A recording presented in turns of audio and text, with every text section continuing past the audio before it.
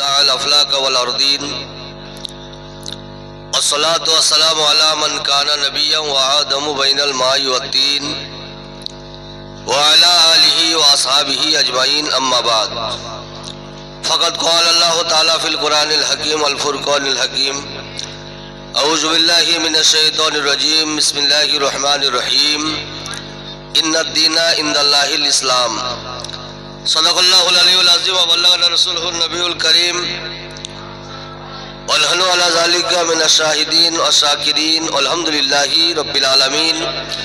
एक बार मोहब्बत सहित दरूद पाक पढ़ुन। अल्लाहुम्मा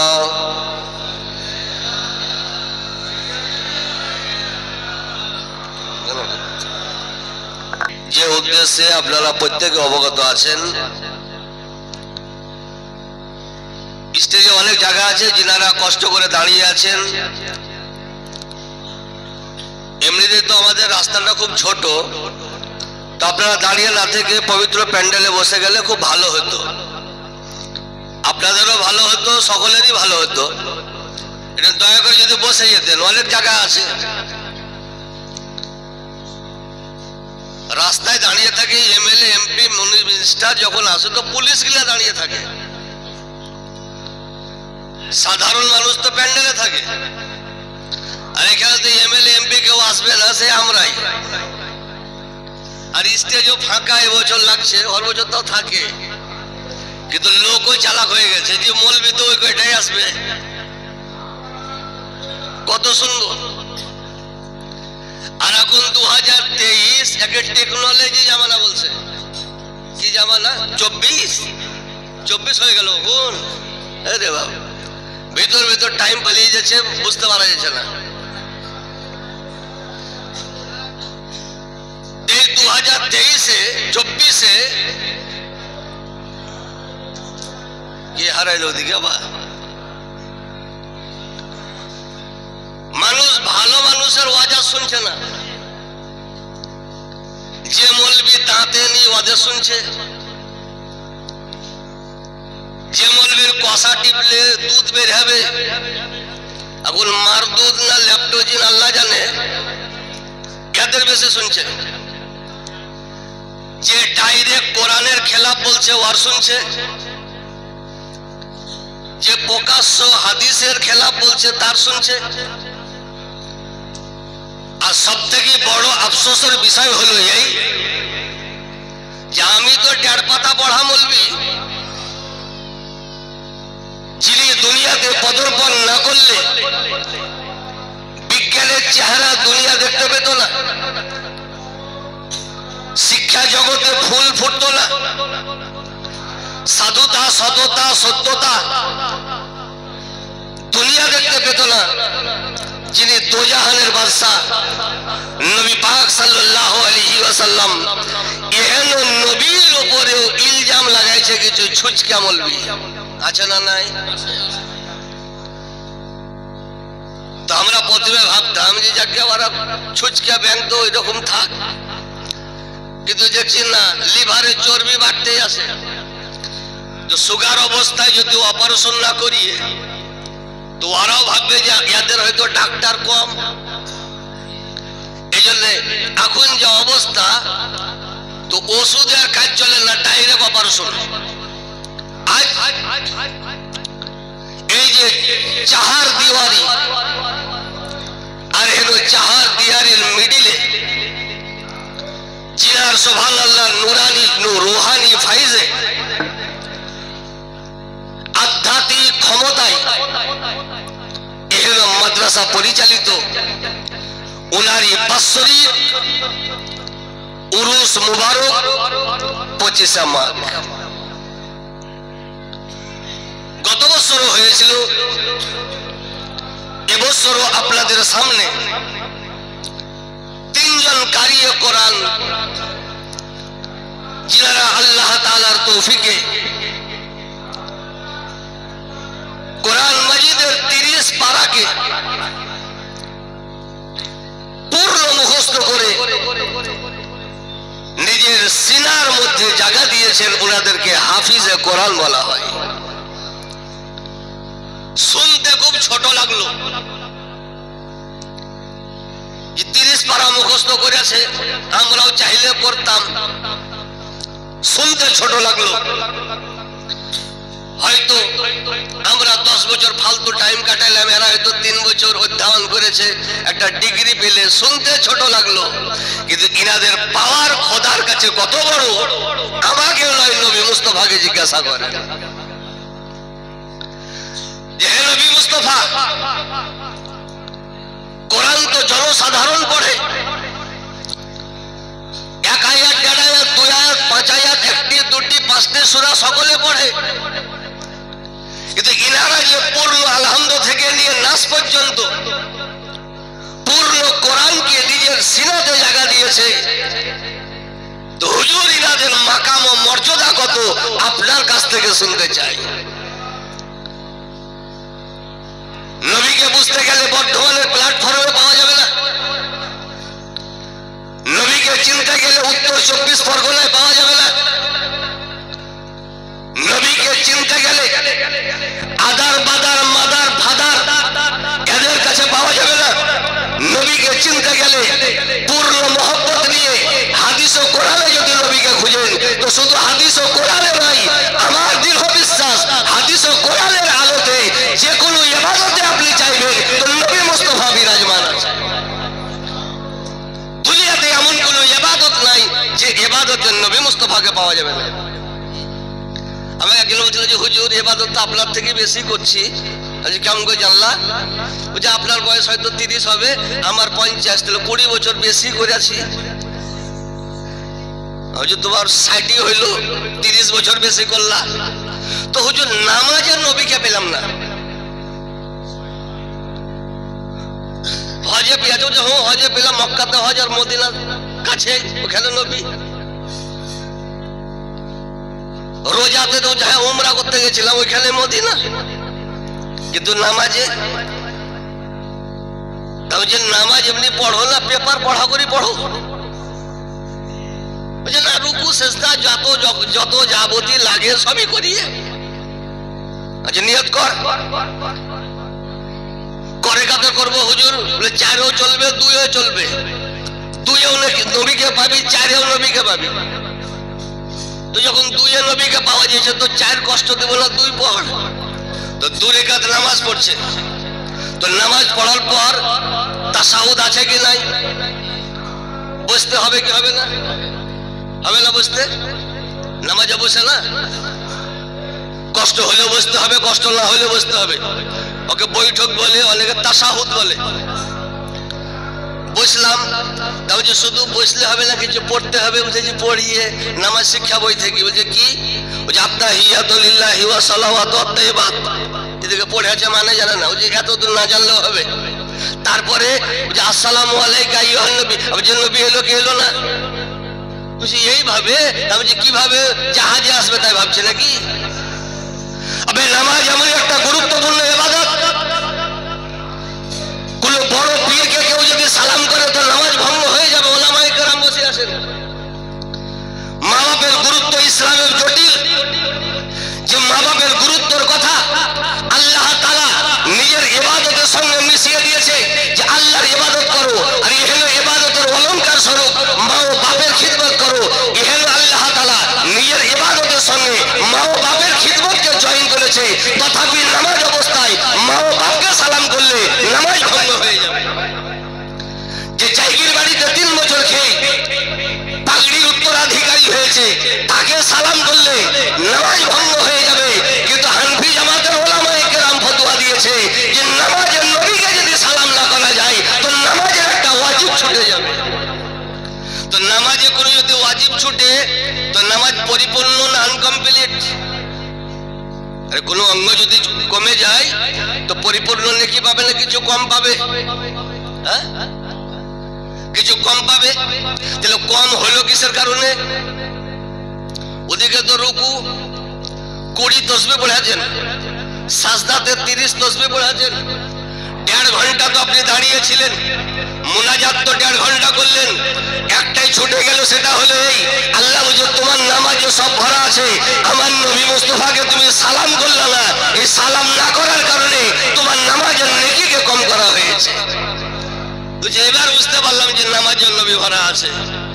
তো বলতে চাচ্ছিলাম যে নবীকে হাদিস ও কোরআনে পাবেন। এই নবীকে জিজ্ঞাসা করুন যে হুজুর ইনাদের মর্যাদা কত। আমি হলে আমার মতো বলবো, আপনি হলে আপনার মতো বলবেন।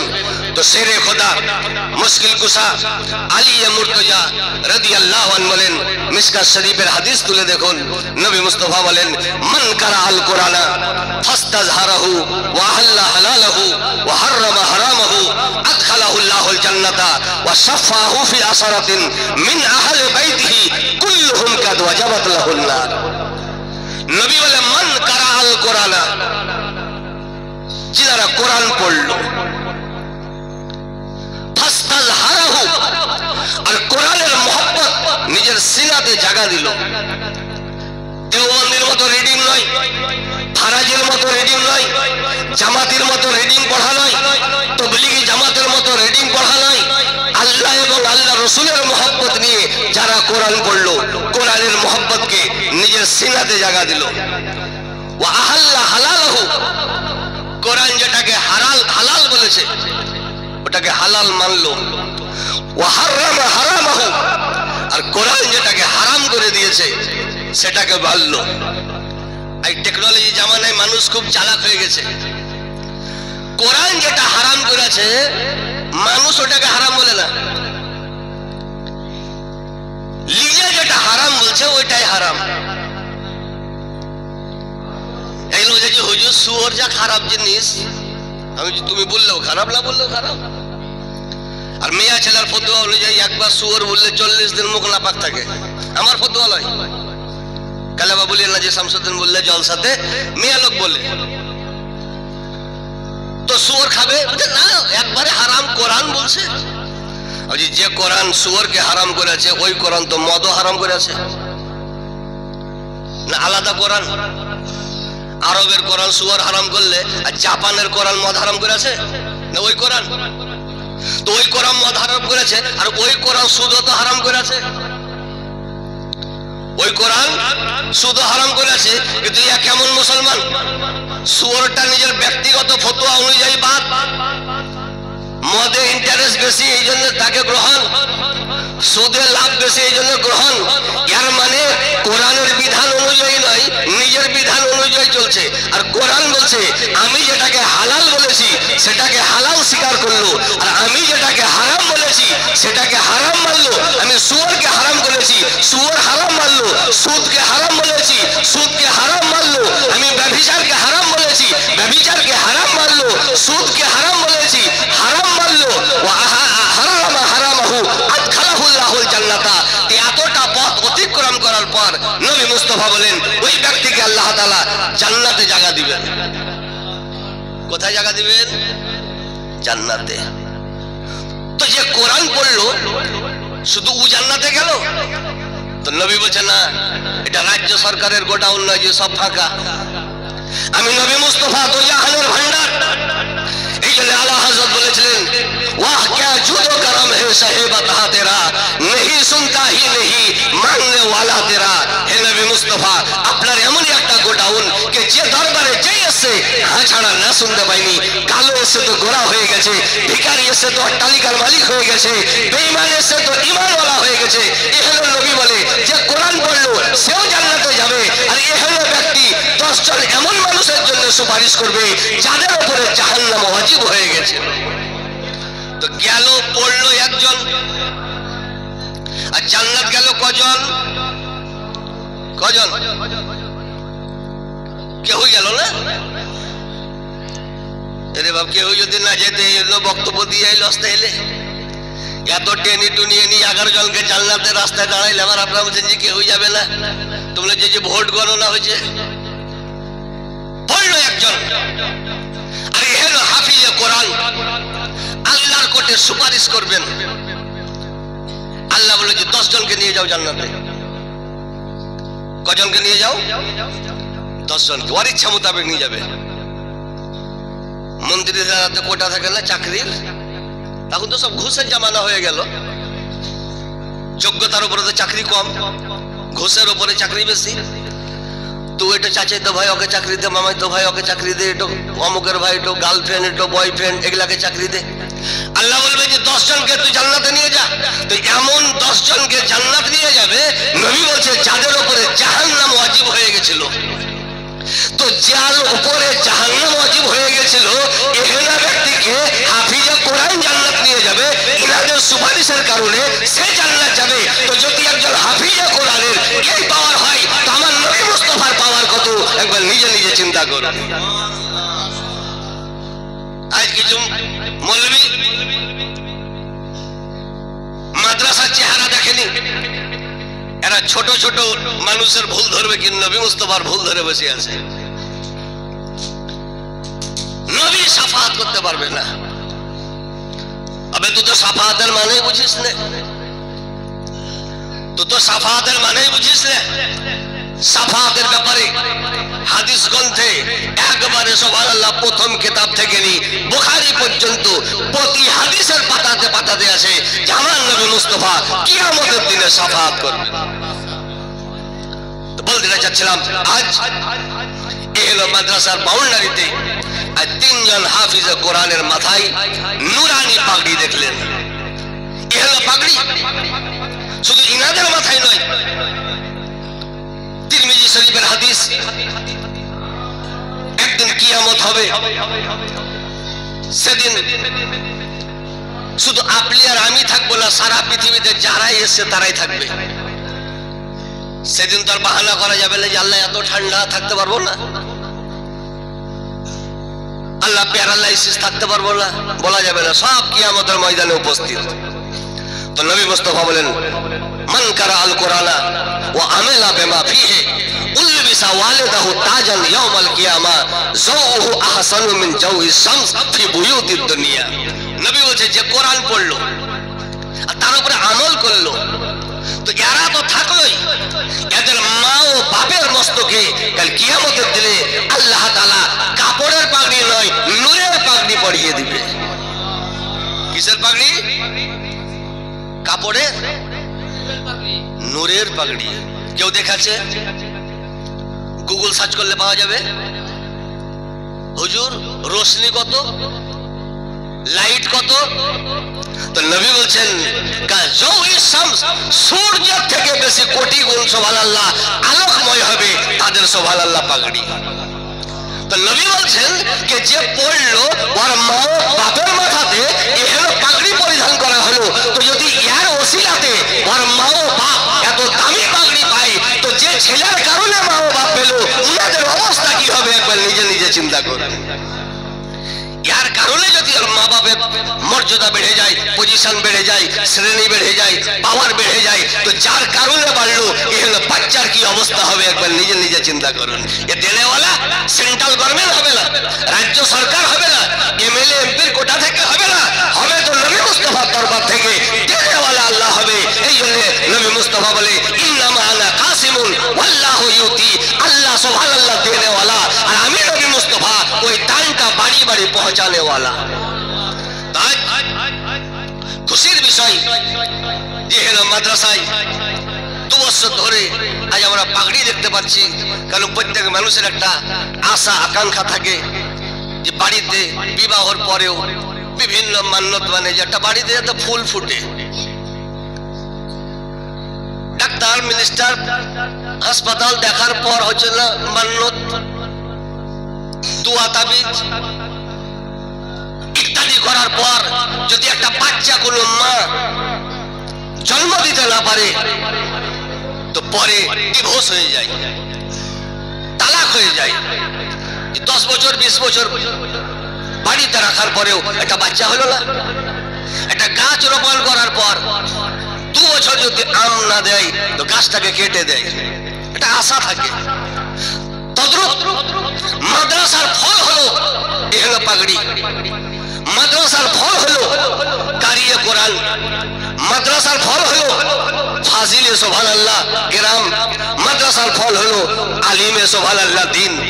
আজ আলহামদুলিল্লাহ হাফিজে কোরআনের মাথায় পাগড়ি পেলে আমরা দেখলাম। আর এই হলো মাজার। দুনিয়ার মধ্যে যে জামাতটি জান্নাতি জামাত, আপনার কথাই আমার কথাই নয়, নবী মুস্তাফার কথাই। তার নাম হলো আহলুস সুন্নাত ওয়াল জামাত। বলেন আলহামদুলিল্লাহ। একটা লোক বুঝেছি, বললি সাহেব আপনারা দাবি করছেন জান্নাতি, ওরাও দাবি করছে জান্নাতি, সবাই দাবি করছে জান্নাতি, তো কোনটা ঠিক আর কোনটা বেঠিক? বলছি শোন, জান্নাতের মালিক তুই না আমি? তো কেউ নয়। বলছি কেউ তো হবে। বলছে হো আছে। কে ওইটা আছে? ওইটা বলছি নবী মুস্তাফা। আমি ওনার কাছে জিজ্ঞাসা কর। নবী যদি বলে ওই দল, তো ওই দলে ভর্তি হব। আর নবী যদি বলে যে এই দল, তো আগামী কালই ফর্ম খেলাপ কর।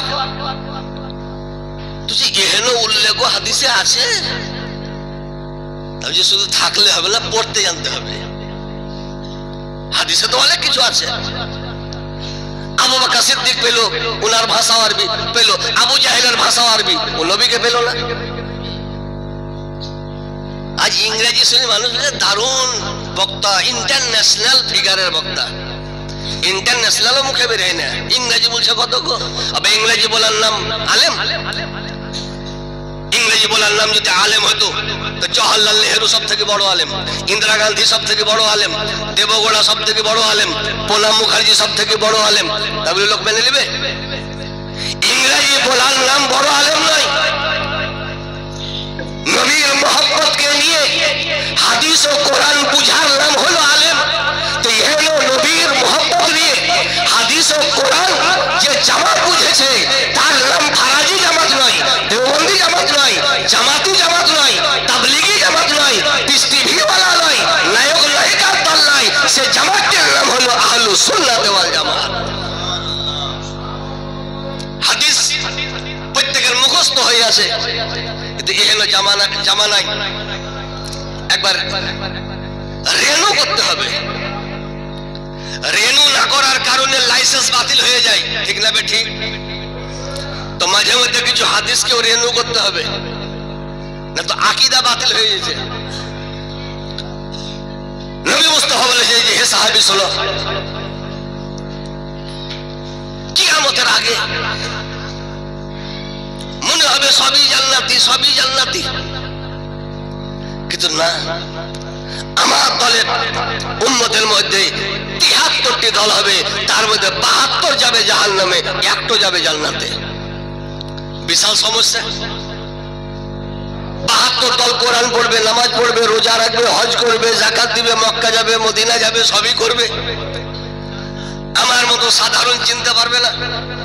তো সাহাবী বললেন যে ইয়া রাসূলুল্লাহ, ইয়া হাবিবাল্লাহ, ৭৩ নামাজি, ৭৩ রোজাদার, ৭৩ হাজি, ৭৩ কারিয়ে কোরআন, এর মধ্যে একটা যাবে জান্নাতে, তো কিভাবে বুঝবো যে এটা জান্নাতি? তো নবীর দরবারে কোনো অভাব নেই, আছে? লোকের দরবারে অভাব থাকবে, নবীর দরবারে কোনো অভাব নেই। নবী বলছেন যে চিন্তার বিষয় নাই, আমি একটা ফর্মুলা দিলাম, এটা যেখানে পাবা, মাপকাঠি দিলাম, এখানে যেখানে পাবা সে জান্নাতি, আর যেখানে পাবা না জানো সে জাহান্নামী। হুজুর মাপকাঠি কি? তো নবী বলেন মা আনা আলাইহি ওয়া আসহাবি। হে সাহাবী, দল দেখলে হবে না, নামাজ কত পড়ছে দেখার দরকার নেই, রোজা কত রেখেছে দেখার দরকার নেই, হজ কভার করেছে দেখার দরকার নেই, ক লাখ টাকা যাকাত দিয়েছে দেখার দরকার নেই। তুমি দেখো যে ওর জামাতে সাহাবী ও নবী আছেন কি নেই। সাহাবী ও নবী যদি থাকেন তো জানো সে জান্নাতি, আর সাহাবী ও নবী নেই অথচ ইবাদত করছে, জানো যে সে জান্নাতি নয়, সে পাকা জাহান্নামী। এটাও একটা বিশাল জটিল। কার জামাতে আপনি খুঁজবেন যে তোমার জামাতে নবী আছে গো? তো নবীকে হারিয়েছে যে আপনি খুঁজে বেড়াইছে, লোক খাপা বলবে না? যাইবো কানপুরের লোক তোমাদের জামাতে নবী আছে, খিতুরপুরের লোক তোমাদের জামাতে নবী আছে, বালিঘাটার লোক তোমার জামাতে নবী আছে, বলা যাবে না। তো এর ব্যাখ্যা দিতে গিয়ে পিওর সাফি পন্থীর মুফাসসির আল্লামা ইসমাইল হাক্কি আলাইহি রহমা রিদওয়ান নিজের বিশ্ব ফেমাস তাফসিরের কিতাব তাফসিরে রুহুল বায়ানে প্রথম খণ্ড সূরা ফাতিহার ব্যাখ্যা দিতে গিয়ে উনি বলেন জাই মিনাল ইতিকাদে ওয়াল ফিলে ওয়াল কওলে, নবী ও সাহাবী থাকবে জামাতে। এর মানে এটা হলো এই যে যে জামাতের আকীদা সাহাবী ও নবী মোতাবিক সে যাবে জান্নাতে, যে জামাতের কর্ম সাহাবী ও নবী মোতাবিক সে যাবে জান্নাতে, যে জামাতের কথাবার্তা সাহাবী ও নবী মোতাবিক সে যাবে জান্নাতে। বাকি দুনিয়াতে যত জামাত আছে সব যাবে জাহান্নামে। আজ নবীর আকীদা ও সাহাবীর আকীদা যে জামাতে পাবেন তার নাম আহলুস সুন্নাত ওয়াল জামাত। নবীর কথার মতো কথা যে জামাতে পাওয়া যাবে তার নাম হলো আহলুস সুন্নাত ওয়াল জামাত। যে জামাতের কর্ম অন্য জামাতে পাবেন না, নবীর কর্মের মোতাবেক যে জামাতে কর্ম আছে তার নাম হলো আহলুস সুন্নাত ওয়াল জামাত। আমরা কোরআন ওই মতো বুঝেছি যে মতো সাহাবায়ে কেরাম বুঝেছেন, আমরা হাদিস ওই মতো বুঝেছি যে মতো সাহাবায়ে কেরাম বুঝেছেন। আজ প্রত্যেক জিনিস পাল্টে গেছে। আর এখন ফারাজিদের অত্যাচার খুব বেড়েছে। কার অত্যাচার? দেওবন্দিরা চুপ হয়ে গেছে, কিন্তু কিছু ফারাজি দাঁতে নেই, এদের অত্যাচার খুব। এরা হাদিসের অপব্যাখ্যা করে, এমনকি কোরআনের আয়াতকে পাল্টায়। যেমন ব্যাঙ্গালোরে হাট পাল্টাইছে, হাট লিভার পাল্টাই, যারা কোরআনের আয়াত পাল্টাইছে। ওর মধ্যে একটা ডেট ফেল মলবি হলো বর্ধমানে ডাবচোর, এক লাইন মাদ্রাসায় পড়েনি ও বক্তা। আর মুসলমানের স্ট্যান্ডার্ড এত নিচে নেমে গেছে পানির লিয়াল নামার মতন যে এহেন আবর গিলানের বক্তব্য শুনছে। আরে উ দাঁতে নি, তুমি তো দেখেছো, তুমি ভালো গিলা শোনো না। আর একটা আছে বহরমপুরের, ও তালব ইলমকে চ্যালেঞ্জ করে, তালব ইলমকে। একবার আমাদেরকে চ্যালেঞ্জ করে ভুল করি তো দেখ লিভার ওটাই থাকছে না, পাল্টাইছি। করবে না, কারণ জানে যে আহলুস সুন্নাত ওয়াল জামাত তো ছোট জামাত নয়, এখানে সবই ডিএম ডাক্তার, এখানে এমবিবিএস এর কোনো জায়গা নেই, সবই ডিএম। যে কোনো টাইমে সুগার থাকলে অপারেশন করবে, নাম লিবে না। আর একটা 24 পরগনায় আল্লাহ জানে যে হাসপাতালে জন্ম না কোনো মন্দিরে জন্ম, মন্দিরে হবে কোনো। এরা কোরআনের অপব্যাখ্যা করে কিভাবে জানেন? আজ আলহামদুলিল্লাহ আমরা মাজার মানি, ওই মতো মানি যেমন নবী মুস্তাফা আমাদেরকে শিখিয়ে দিয়েছে। ঠিক না বে ঠিক? মাজারের উপরে আমি দুটা কথা বলবো। আমরা মাজারের কারণ বশতে মান্নত মেনে থাকি, ঠিক না বে ঠিক? পরিষ্কার করে দিই, মান্নত হলো দু কোয়ালিটির, দু ধরনের মান্নত। একটা হলো মান্নতে হাকিকি, যাকে ফিকহি বলা হয়, আর একটা মান্নতের নাম হলো উরুফি। মান্নতে হাকিকি যেটাকে ফিকহি মান্নত বলা হয়, ওটা হলো এই যে যে ধরনের ইবাদত আল্লাহ নিজের বিধানে বান্দার উপরে ফরজ বা ওয়াজিব করেছে, এহেন ইবাদতকে নিজের উপরে অতিরিক্ত করে নেওয়ার নাম হলো মান্নতে হাকিকি। উদাহরণস্বরূপ দিনে 5 বার মানে 24 ঘন্টায় 5 ওয়াক্ত নামাজ ফরজ। কত আপনাদের দিকে একই না আলাদা? 5 ওয়াক্ত এটা কম্পালসারি, মান্নত মানলেও পড়তে হবে, না মানলেও পড়তে হবে। 5 ওয়াক্ত তো পড়তে হবে। কেউ বললো যে হে খোদা, আমার যদি অমুক কাজটা হয়ে যায় তো আমি তোমার হস্তে 50 রাকাত নামাজ পড়বো। তো এই 50 রাকাত নামাজ আল্লাহ এবং আল্লাহ রসুল ফরজ করেনি, আল্লাহ তো শুধু 5 ওয়াক্ত ফরজ করেছে। ও যে অতিরিক্ত করে নিল নিজের উপরে, ওটা পরিপূর্ণ করা ওর উপরে ওয়াজিব হয়ে গেল। গরিবের উপরে কোরবানি নাই। আর বাংলাদেশে এক হুসমোটা বেরিয়েছে, বলছে যে বড় লোকের উপরেও নাই। তো কোরবানি কার উপরে? কসাইয়ের উপরে। এরা কি হাদিস কোরআন তো পড়ে না, মিলাদও শুনে না এরা। আব্দুর রাজ্জাক না কি ওর নাম বলছে বটে। তো যাই হোক, এদের নাম নিয়ে মানে নিজের অজু ভাঙা দুটাই সমান। কোরবানি গরিবের উপরে নয়, পারক ব্যক্তির উপরে ওয়াজিব, ঠিক না বেঠিক? এটা শরীয়তের বিধান। কিন্তু কোন গরিব যদি বলে যে হে খোদা আমার যদি অমুক কাজ হয়ে যায় তা আমি তোমার হস্তে একটা কোরবানি করব, তো ওর উপরে ওয়াজিব হয়ে গেল, এই মান্নাতটাকে বলে হাকিকি মান্নত। হাকিকি মান্নত। আর মাজারে আল্লাহর ওলির দরবারে এই যে আমরা সুবহানাল্লাহ মান্নত করি, ইয়ার মানে নজরানা পেশ করা। মন্ত্রী আসে, দিল্লি থেকে মন্ত্রী এলো কলকাতা এয়ারপোর্টে, তোকে সম্মাননা জানাই, কেউ রুমাল দেয়, কেউ শাল দেয়, কেউ গার কাপড় দেয়। এর মানে কি ওকে ঠান্ডা লাগছে? কিসের কারণে দেয়?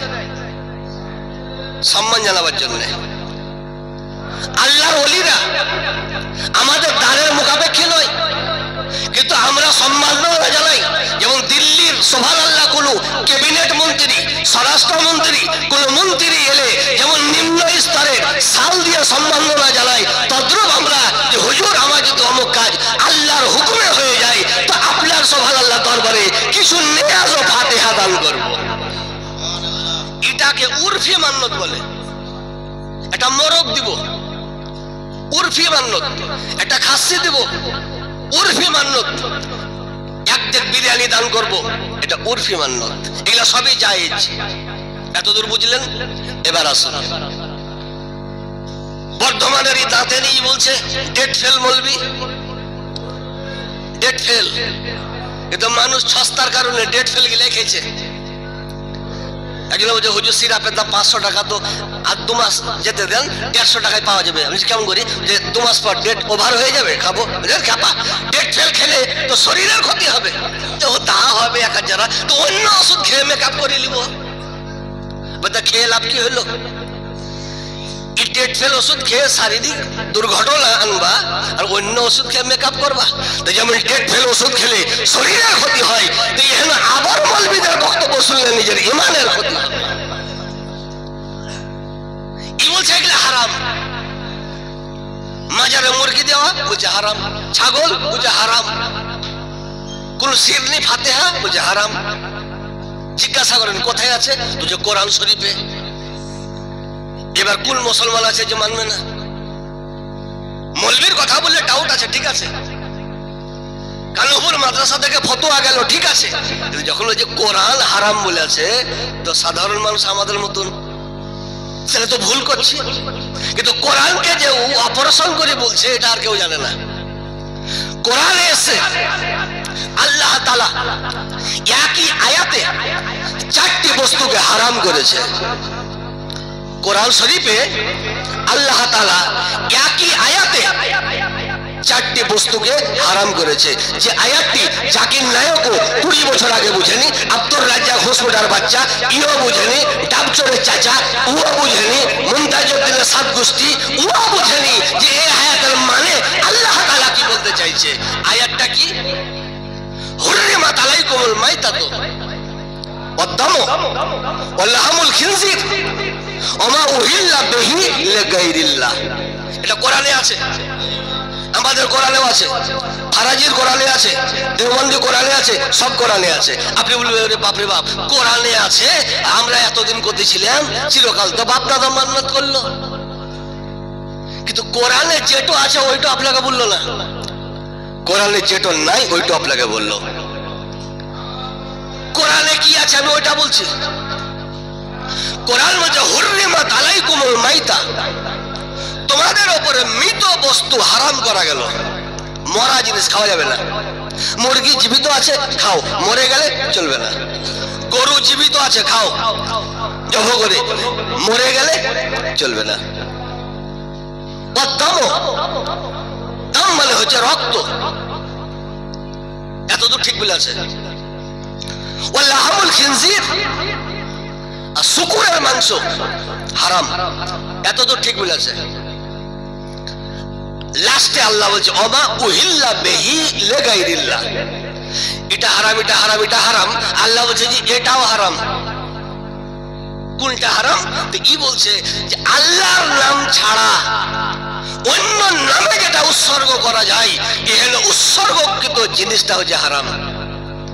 খাজার নামে দান করলো ওটা হারাম, পাথর চাপড়িতে দান করলো ওটা হারাম, আজমির শরীফে দান করলো ওটা হারাম, বড় পীর সাহেবের দরবারে দান করলো ওটা হারাম, শাহ কানু ইকরামউদ্দিন আলাইহি রহমাতুল্লাহ মাজারে দান করলো যে এটা হারাম, কোরআনে আছে। আপনার মতো আমার মতো সাধারণ মানুষ বুঝেনি, 3 গ্লাস পানি খেলাম যে এতদিনে এমন পোক্তা হইলো, ঠিক না বেঠিক? তো কোরআন কি বলতে চাইছে? প্রথম জামানায় কাফেররা জব করতো, যেমন মুসলমান জব করে কাফেররা জব করতো। তো কি বলে? আমরা বিসমিল্লাহ আল্লাহু আকবার বলি, আর কাফেররা বিসমিল্লাতে ওয়াল উজ্জা।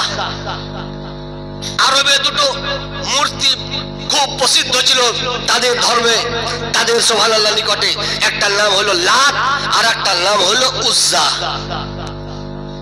তো ওরা জব করতো বিসমিল্লাহ, মানে লাতের নামে জব করছি, ও বিসমিল উজ্জা আর উজ্জার নামে জব করছি, এটা চলতো। এইটা আল্লাহ নিষেধ করলো যে জবর সময়তে আল্লাহর নাম ছাড়া অন্য কাউরের নাম নেওয়া যাবে না। এটাই আল্লাহ বলছে ওমা উহিল্লা বিহি লিগাইরিল্লাহ, আর আল্লাহর নাম ছেড়ে অন্য নাম করে জব করা এটাও আমি হারাম করলাম। আমরা খাজা হিমদাল ওলির দরবারে ছাগল উৎসর্গ করি, কিন্তু জব করার সময় খাজার নাম নেই না। পাথর চাপড়ি দরবারে ছাগল মান্নত করি, কিন্তু ওনার নামে ছাগল জব করি না। বড় পীর সাহেবের নামে মোরগ মান্নত করি, জব করার টাইমে ওনার নাম নিই না। মান্নত আলাদা আলাদা হয়, জবর টাইমে আমরা আল্লাহর নাম নিই, এটা হারাম নয়। যে বলতে চাইছে ও সাত গোষ্ঠী হারাম। হয়তো বলেন যে মৌলভী সাহেব ও ভুল বুঝলো, তুমি ঠিক বুঝলা, ইয়ার বিচার কে করবে? এটা একটা প্রশ্ন। ও তো ডাব চুরি করে আছে, সাধারণ মৌলভী নাকি? সব মৌলভীকে ডাব চুরি করতে পারে? ও ডাব চুরি করতে বলে চারটিখানি কথা নয়। তো কোনটা ঠিক কোনটা বেঠিক কাউকে জানতে হবে না। বিশ্ববিখ্যাত পণ্ডিত আল্লামা জালালউদ্দিন সুয়ুতী আলাইহি রহমাতুল্লাহ, যিনি শুধু ভারত নয়, বাংলাদেশ, বার্মা নয়, সারা পৃথিবী লেভেলে বিখ্যাত একজন কোরআন ব্যাখ্যাতার মধ্যে একজনের নাম হলো জালালউদ্দিন সুয়ুতী রহমাতুল্লাহ আলাইহি। তাহলে ওনার বিচার ছোটখাটো হবে না বড় হবে? ওনার থেকে বেশি কোরআন আমরা বুঝাচ্ছি। আর এই হলো পণ্ডিত, এমনই একজন মুফাসসির, এমনই একজন কোরআন ব্যাখ্যাতা যে জিনার কিতাব দেওবন্দীরা পড়ে, জিনার কিতাব ফারাজিরা পড়ে, জিনার কিতাব দাওয়াতিরা পড়ে, জামাতিরা পড়ে, প্রত্যেক ফেরকা পড়ে। এখন কোন ফেরকার মৌলভী যদি বলে যে আমি মৌলভী হয়ে আছি কিন্তু তাফসিরে জালালাইন পড়িনি, ঝগড়া করার দরকার নাই, বুঝিয়ে যেতে হবে যে মৌলভী দাঁতে নি এখনো। আবে তাফসিরে জালালাইন পড়লি না মৌলভী হইলি? মানে এখনো তো দাঁতিসনি, আবর আছি।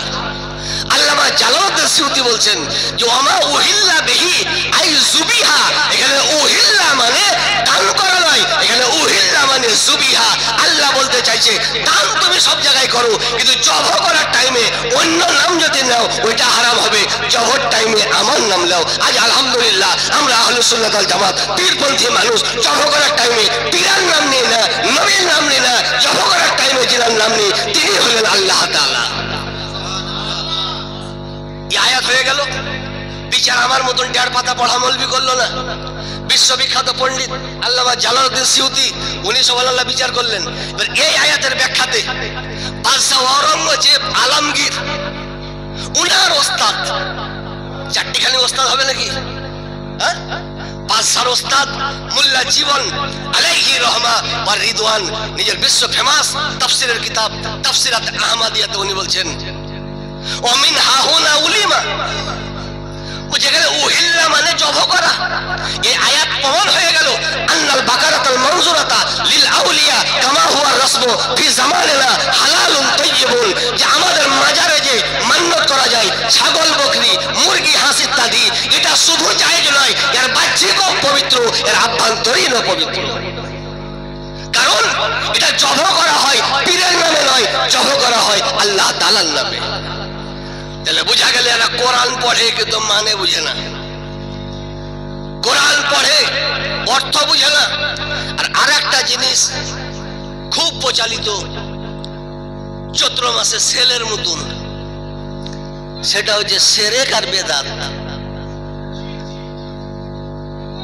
আরে সেরেক আর বেদাত এমন একটা নিরীহ জিনিস যে ভালো ভালো মানুষকে গ্রাস করছে।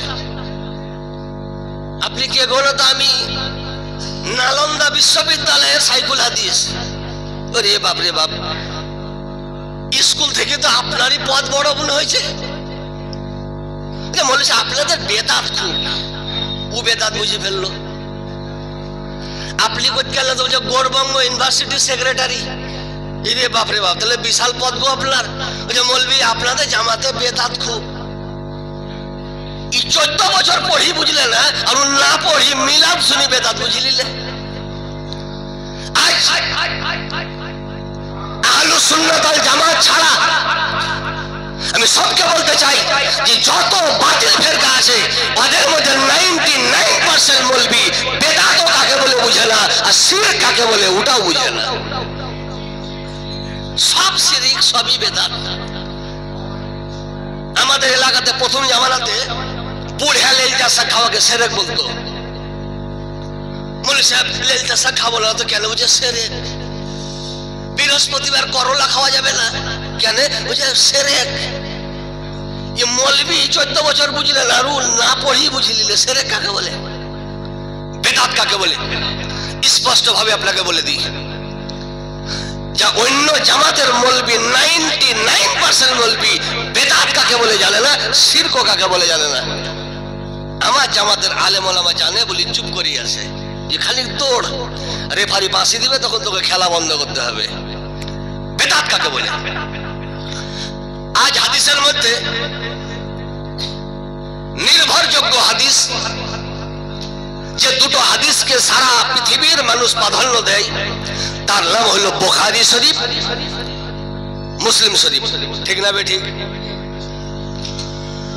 এটা বুঝার জন্য এত ব্যাখ্যা আছে, ব্যাখ্যা হাজার হাজার ছেপেছে দুনিয়াতে। বাংলাতে, ইংরেজিতে, উর্দুতে, ফার্সিতে, তেলেগু, মারাঠি, গুজরাটি, যত ভাষা সবে ছেপেছে, কিন্তু দুটো 200 ব্যাখ্যা সারা পৃথিবী লেভেলে প্রসিদ্ধ। একটা নাম হলো উমদাতুল কারি, আর একটা নাম হলো ফাতহুল বারি। জিনারা মানে ক্যাসেটে তকবির লাগছে নাকি? মুখে বেরিয়ে গেছে। একদিন দুজনের অধ্যয়নের নতিজা নয়, কন্টিনিউ 21 বছর ধরে কঠোর পরিশ্রম করে সমস্ত সুবহানাল্লাহ মহব্বতকে, সমস্ত আরামকে জলাঞ্জলি দিয়ে ওনারা 23 বছর ধরে, 21 বছর ধরে বুখারী শরীফের ব্যাখ্যা লিখেছেন। চারটি খালি কথা। তুমি 3 পাতা নামাজ শিক্ষা বই লিখছো, 6 পাতা তোমার টাইটেল, 2 পাতা আগরবাতিতে, 6 পাতা কাফুন। 21 বছর ধরে উনি বুখারী শরীফের ব্যাখ্যা লিখলেন। তো উনি বেশি বুখারী বুঝবেন না আমি বেশি বুঝবো? উনি বেশি বুঝবেন। উনাকে জিজ্ঞাসা করা গেল যে হুজুর বেদাত কাকে বলে? এই যে সবাই বলছে এটা বেদাত, এটা বেদাত, এটা বেদাত, সবই বেদাত। তো হুজুর বেদাতের এরিয়া কত দূর? উনি বলছেন ইহদাসু মা লাম ইয়াকুন বিহাদি রাসূলুল্লাহ সাল্লাল্লাহু আলাইহি ওয়াসাল্লাম, যেটা নবীর জামানাতে ছিল না, পরে তৈরি হয়েছে, এটা হলো বেদাত।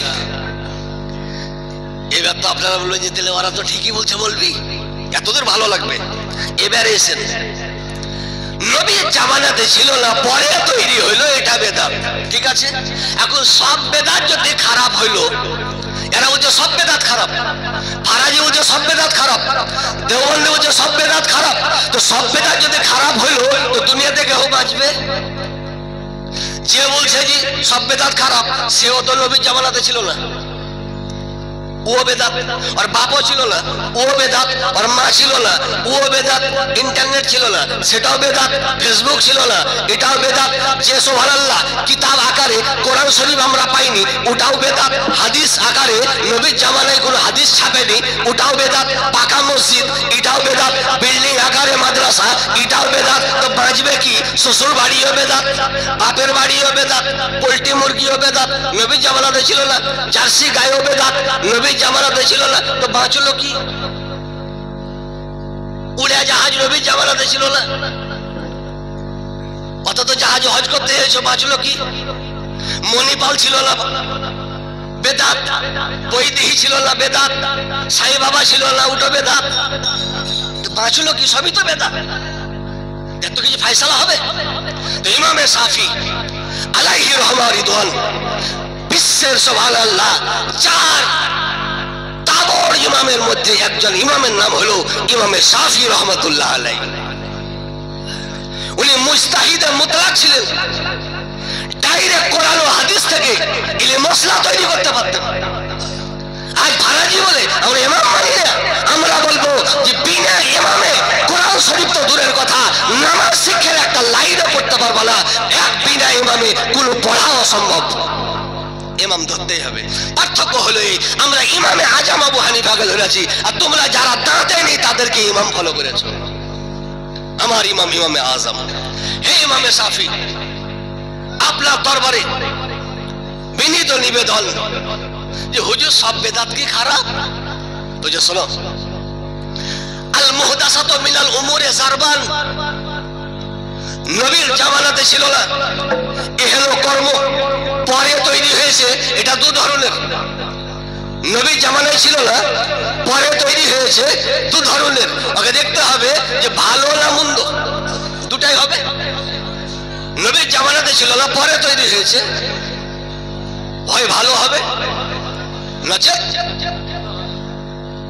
বলেন আপনারা ঘুমাইছেন কি হবে কিছুই হবে না ছেলে হয় মরা হবে না তো জিন্দা হবে কিছু তো হবে যখন পেটে আছে কিছুই হবে না হয় ভালো হবে নচেত খারাপ হবে দুটাই রাস্তা তিনি বলছেন যেটা হলো ওকে দেখো কোরআনের সঙ্গে মিলছে না মিলে না হাদিসের সঙ্গে মিলছে না মিলে না ইজমার সঙ্গে আছে না নেই কিয়াসের সঙ্গে আছে না নেই যদি সব মিলে যায় তো পরে হওয়া সত্ত্বেও এই ভালো আর আরেকটা দেখো যেটা তৈরি হয়েছে কোরআনের সঙ্গে সম্পর্ক আছে না নেই হাদিসের সঙ্গে আছে না নেই ইজমার সঙ্গে আছে না নেই কিয়াসের সঙ্গে আছে না নেই যদি মিল না থাকে তো জানো যে এহেন তৈরিকৃত জিনিস হারাম সব নয় যেটা কোরআনের খেলাফ ওইটা হারাম হাদিসের খেলাফ ওইটা হারাম ইজমার খেলাফ ওইটা হারাম আর একটা কথা খুব গাঢ় কথা এবং গভীর কথা নবীর জামানাতে পবিত্র জামানা তারাবির নামাজ 2-3 দিন হয়তো জামাতে হয়েছে তারপরে নবী বললেন যে আমি যদি জামাত শুরু করে দিই তো এটা আর নফল থাকবে না এটা ফরজ হয়ে যাবে এই জন্য আমি উম্মতের জন্য রেহেসানি করার উদ্দেশ্যে আমি জামাতটা বন্ধ করলাম আল্লাহকে যদি পছন্দ হয়ে যেত হে নবী আপনার জামাতটাকে আমার পছন্দ হয়ে গেল আপনার উম্মতের উপরে আমি এটাকে তারাবিকেও ফরজ করে দিলাম কিন্তু নবীর ওসিলাতে ফরজ হয়নি ছাড়লেন উমারে ফারুক দেখলেন রমজান মাসে মসজিদে নববীতে বিশৃঙ্খলা ভাবে নামাজ চলছে এখানে একটা ওখানে একটা মিডিলে একটা ওখানে একটা উনি বললেন আলহামদুলিল্লাহ আগামী কাল যদি আমি বেঁচে থাকি একটা ইমাম নির্ধারণ করব আর ইমামকে ফলো করে মুক্তাদি নামাজ পড়বে ইমাম একটা হবে আর মুক্তাদি ইমামকে ফলো করে জামাত করবে কোন জামাত জোহরের না আসরের না তাহাজ্জুদ না তারাবির নামাজ উনি মসজিদে এসে দেখছেন আলহামদুলিল্লাহ ইমাম একজন মুক্তাদি ফলো করে নামাজ পড়ছেন উনি খুশিতে উল্লাসিত হয়ে বলছেন উমারে ফারুক রাদিয়াল্লাহু আনহু নি'মাতিল বিদআতু হাযিহি কি সুন্দর বেদাত কি সুন্দর বেদাত কি সুন্দর বেদাত হে ভাইজি বলো তুমি বেশি বুখারী বুঝেছো না উমারে ফারুক বেশি বুঝেছে তুমি বলছো সব বেদাত হারাম আর উমারে ফারুক বলছে যে সব বেদাত হারাম নয় কিছু বেদাত আছে যেটা ভালো বেদাত ওর মধ্যে একটা বেদাত হলো তারাবি জামাতে শহীদ আদায় করা উনি বেশি হাদিস বুঝাইছেন না যারা, উনি তো বলছেন যে ভালো বেদাত। হুজুর বেদাত তো ভালো কাম করে হলো, বুঝে যে মৌলবি তুমি এখনো বুঝোনি, সব বেদাত খারাপ নয়, কিছু আছে যেগুলা ভালো। আজ আলহামদুলিল্লাহ ইমার্জেন্সি অবস্থায় আমরা পৌঁছে আছি। সব থেকে আপনার আমার ইমান ক্ষতি করছে সেটা হচ্ছে ইন্টারনেট, ফেসবুক। দাঁতের ইউ পাগড়ি বেঁধে ওয়াজ করে ছেড়ে দিছে, আর ওয়ারি বাড়ির খালাইতো বহিন, চাচাইতো বহিন, মামাইতো ভাই, দারুণ লাগলো মৌলভী সাহেব। ছাড়তে যতক্ষণ দেরি, কমেন্ট করতে দেরি নাই। আচ্ছা না নাই, কোনটা পুষ্ট কোনটা আপুষ্ট, কোনটা গাছ পাকা কোনটা কার্বাইড দিয়ে, এত বাছার টাইম নাই। হাটে কি অত বাছে? আম হলেই হলো, লাল হলেই হলো, কোনটা কার্বাইড দিয়ে কোনটা গাছ পাকা ভেরিফাই করার টাইম থাকে না। আজ ইন্টারনেটে আমাদের জামাতের যোগ্য আলেমের যদি 10টা বক্তব্য আছে, তো বাতিলদের 110টা বক্তব্য আছে। বুঝতে পারলেন তো? কোনটা ঠিক কোনটা ভুল আপনি কম্পেয়ার করতে পারছেন না, আমি পাচ্ছি না। এই জন্য এখানে অবস্থা জরুরি হবে যে আপনার জামাতের ইমামকে জিজ্ঞাসা করুন যে হুজুর কার বক্তব্য শুনবো, কার বক্তব্য শুনবো না। ইমাম যদি অনুমতি দেয় তো আপনি শুনুন, আর নিজের ইচ্ছায় বক্তব্য আপনি শুনতে গেলে ও যেমন ডাব চুরি করতে গেছে, কাল আপনার ইমান চুরি করবে, আপনি ধরতে পারবেন না। এখানে মাদ্রাসায় প্রতিষ্ঠানের উরুসে এসে একটা প্রতিজ্ঞা করুন যে এতদিন যা করেছি আলতু ফালতু জিনিসে টাইম নষ্ট করবো না, পবিত্র শুনবো। এখানে নিজের পবিত্র জীবনকে অমূল্য ধন ভেবে পবিত্র শুনবো। আমার জামাতেরই আলেমল আমার বক্তব্য শুনবো, কারণ ইনাদের বক্তব্য শুনলে আমার ইমান ঠিক থাকবে, আর বাতিলের বক্তব্য শুনলে আমার ইমান নষ্ট হয়ে যাবে। আর একটি লাস্টে কথা বলে বিদায় নেব, সেটা হলো এই, আমার নবী আমাদের তো চলতেও ভুল, ঘুমাইতেও ভুল, ঠিক না? ঠিক না? ভুল নাই আপনাদের আছে? কিন্তু আমার নবী ইমামে আযম আবু হানিফা রাদিয়াল্লাহু আনহু বিশ্বের মধ্যে 1 নম্বর ইমাম। উনি বলছেন আল আম্বিয়া কুল্লুহুম মুনাসাহুনা আইল মাসুমুনা আনি সাগাইরে ওয়াল কাবাইরে সিররাও ওয়া আলানিয়া। আমার নবী শুধু নয়, সমস্ত আম্বিয়ায়ে কেরাম সমস্ত ভুল থেকে পবিত্র। জ্ঞাত অবস্থাতে পবিত্র, ঘুমন্ত অবস্থাতে পবিত্র, ছোট গুনাহ থেকে পবিত্র, বড় গুনাহ থেকে পবিত্র। নবীর কোনো গুনাহ নেই। আম্বিয়া মাসুম, আম্বিয়া নিষ্পাপ, ওনাদের গুনাহ নেই। এটা আকীদা মাথায় ঢুকলো? আম্বিয়ার কোনো গুনাহ নেই। আর কিছু মৌলবি উঠেছে, সে নবীকে বলছে যে নবী পূজা করে আসে, ঈমান থাকবে? সঙ্গে সঙ্গে সুবহানাল্লাহ কাফের হয়ে যাবে। আর বিবি যদি পাটের দড়িতে বাঁধা থাকে তথাপিও বিবি আলাদা হয়ে যাবে, চেনে বাঁধলেও আলাদা হয়ে যাবে। কারণ যে নবী মূর্তি পূজা নিষেধ করার জন্য এসে, যে নবী মুস্তাফা পূজা করা হারাম করার উদ্দেশ্যে পদনবর করেছে, সে নবী কি পূজা করবে? বলে কেমন করে এখানে আবর মলবে গিলা বুঝে যে সুন্নিরা মাজার পূজা করে। আবে মাজার পূজা কাকে বলে জানিস? মাজার আমরা পূজা করি না, আমরা মাজার জিয়ারত করি। আর এই জিয়ারত আমরা মাদ্রাসায় বসে মিটিং পাস করে মশলা তৈরি করিনি। আমার নবী মুস্তাফা বলেছে, শুনে রাখো, কাদ নাহাইতুকুম আন জিয়ারাতিল কুবুরে ফাজুরুহা ফাইন্নাহা তুযাক্কিরু ফিদ দুনিয়া ওয়া তুযাক্কিরুল আখিরাহ। হে সাহাবী, আমি প্রথম জামানাতে কবর জিয়ারত নিষেধ করেছিলাম, কিন্তু আজ থেকে অনুমতি দিচ্ছি কিয়ামত পর্যন্ত তোমরা কবর জিয়ারত করো। কবর জিয়ারত করা এটা মৌলবীর ফতোয়া নয়, কবর জিয়ারত করা এটা নবী মুস্তাফার হুকুম।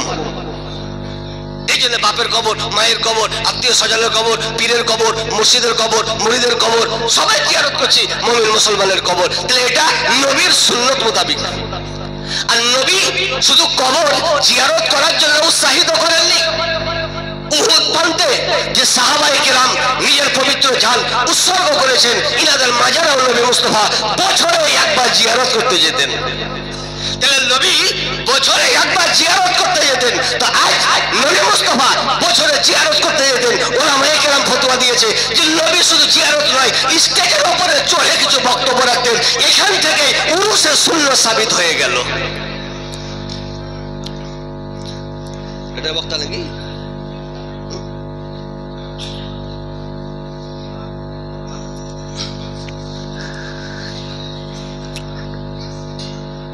করে ভিসা পাসপোর্ট করে আমাদের ইন্ডিয়াতে পদার্পণ করেছে, পবিত্র স্টেজে সুবহানাল্লাহ উপস্থিত হয়ে গেছে। ঘুম এলেও ইনার বক্তব্য শুনতে হবে, ঠিক না ঠিক?